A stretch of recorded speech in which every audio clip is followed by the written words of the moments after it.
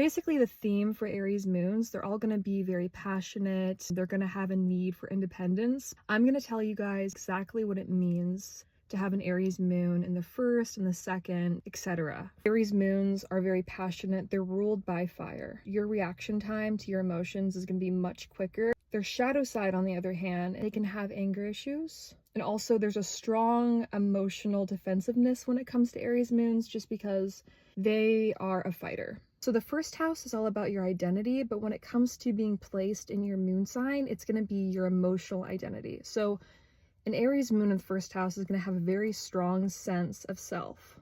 Their presence is going to be very known, especially to the outer world. People are going to know if you're like really pissed off.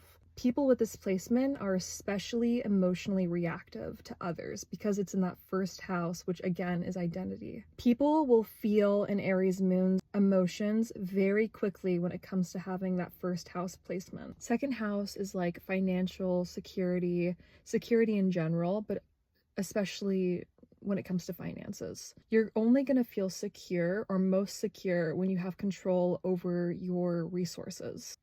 On the other hand, this could result in emotional spending because of the impulsivity of an Aries.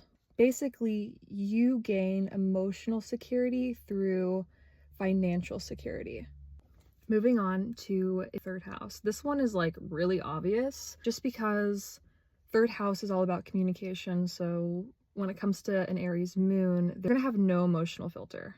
They're also going to be a very passionate communicator. This can spark arguments very quickly with others. They just have a quicker mind when it comes to emotions. If you've triggered an Aries moon in the third house, you guys will argue.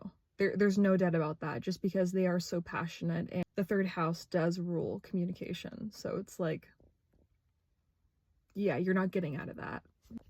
Okay, so Aries moons in the fourth house. Fourth house is like family, home life, the structure of the home, and how that affects the child at an earlier age.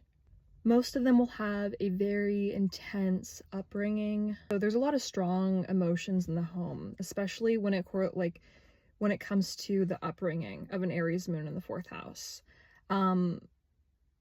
If you do have this placement, you'll notice that as you grow older, you'll need a lot of independence from your family. You could notice that when you were younger too, you wanted to have independence from your family. Having this placement, you'll have to work through a lot of deep emotional healing.